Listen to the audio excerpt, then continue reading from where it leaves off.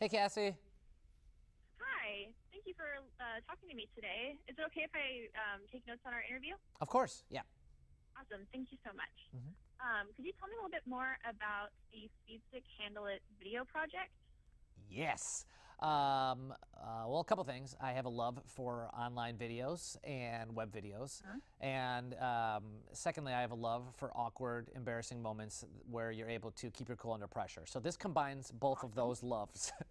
And so I came together with SpeedStick. I think it made sense because I am prone to some of these situations. I told them about a story where I was on the set of Community dressed as Jamie Lee Curtis when my mother-in-law chose to visit set, and I had to explain to her that I was dressed in character as an actor, and I wasn't typically dressing as Jamie Lee Curtis. And we used that as an opportunity to bond about women's shoes being uncomfortable and you know what makeup is the best or what foundation is the best. So it's things like that. It's moments like that where you're forced to sort of think on the fly and figure out how you're going to get out of it. And so a couple months back, we asked guys to submit stories, similar stories. You'd be surprised how many people dress up as Jamie Lee Curtis.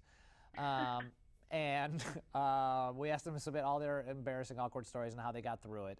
And we picked one, the winning video, which we made based on one of the stories of a gentleman who was doing some laundry for him and his girlfriend, and he accidentally shrunk his girlfriend's clothes and was panicking because it was one of her favorite outfits. She discovered him, and thinking on the fly, he convinced her that it was actually a good thing and a new outfit, maybe.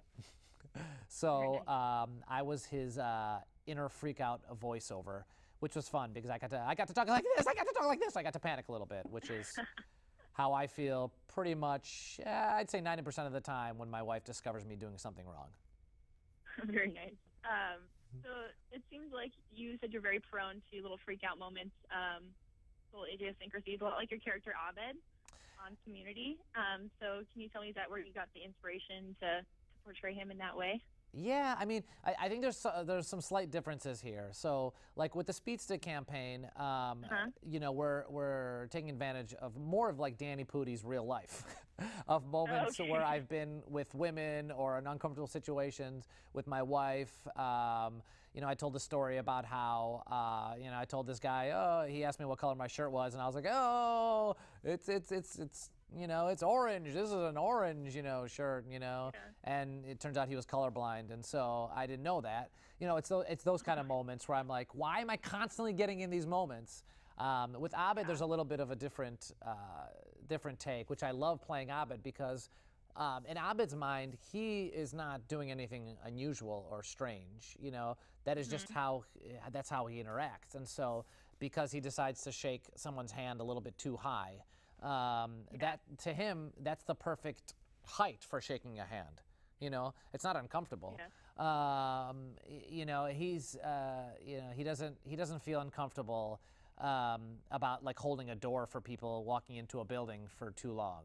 If they're within grabbing distance of the door, he'll close the door or he'll let it go. Versus Danny, I think I'm constantly overly sensitive to some of these social cues. But my obsession with social cues is definitely there, much like Abed, and I think that helps, you know, play the role. I'm constantly questioning that. What is appropriate, what isn't, and I think that's the fun thing about playing Abed is that it's a game in some ways. It's looking at everything we do in terms of eye contact, in terms of hugging, in terms of you know. Smiling, all these things are it's one way of looking at the world, and you know, Abed chooses to look at it differently. Very fun. Yeah, it's great to watch him as a character. It's just, you kind of know those people in real life, and it's so great to see it on television. Yeah. So season 4 of Community starts October 18th. Yeah. What can we expect to see from the new season? You can expect to see more weird stuff. We have the More weird stuff. I love it. Yeah, we have the Hunger Games.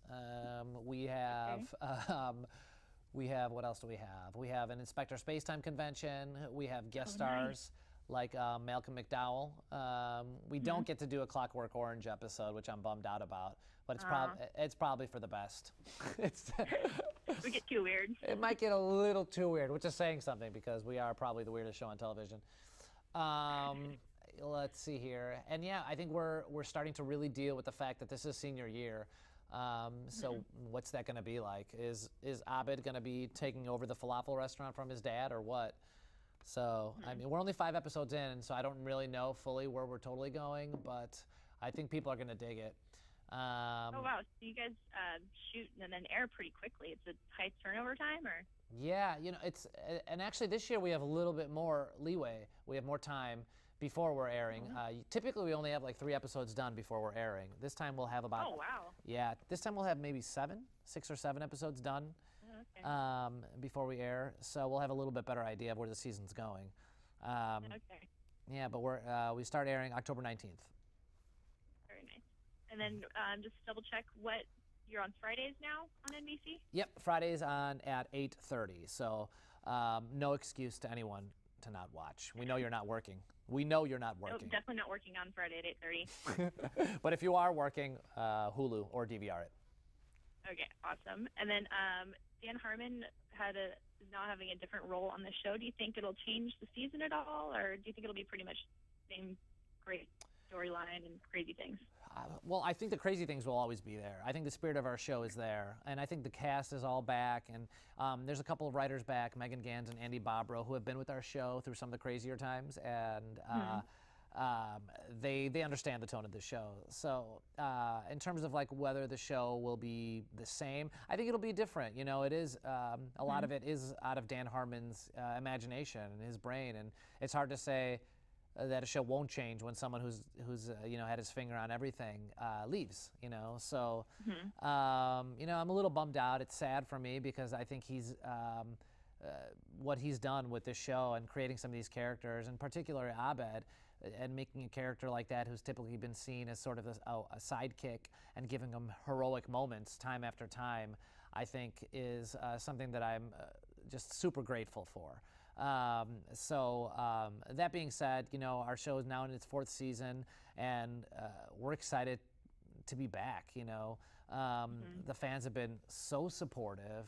We've won a number of like online polls recently, which I think for us is just really rewarding because sometimes we feel overlooked, and I think that's a testament to like, okay, people do appreciate our show, and it's nice to see that it is connecting with people. So I don't know. I'm excited to see what this season brings, and hopeful that we have some nice, fun adventures that are still left. Very nice. And will the romance pick up again? Because it was kind of ambiguous at the end of the 3rd season. So, is there more bromance in?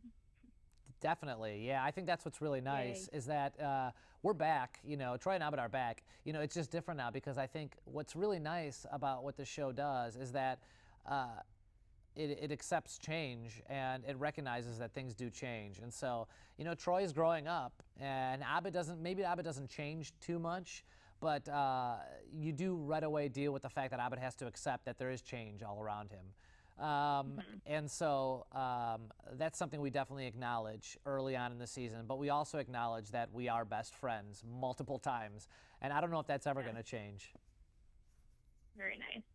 All right. Well, thank you so much for taking the time to talk to us. You're our first big celebrity interview at Bro My God, so this is really exciting for us, and I've been a huge Community fan since its inception, so this is kind of a big deal. Oh, thank you, Cassie. I've never been the first celebrity of anything, so I'm excited. Yeah, you're our very first celebrity, so this is big for us. So thank you. Okay, mark it down. Mark it down, Mom. Did you hear that, Mom? Yeah. My mom is paying attention somewhere. Right after. Thank you, Cassie. All right, thanks. Have a good one. You too. Bye-bye.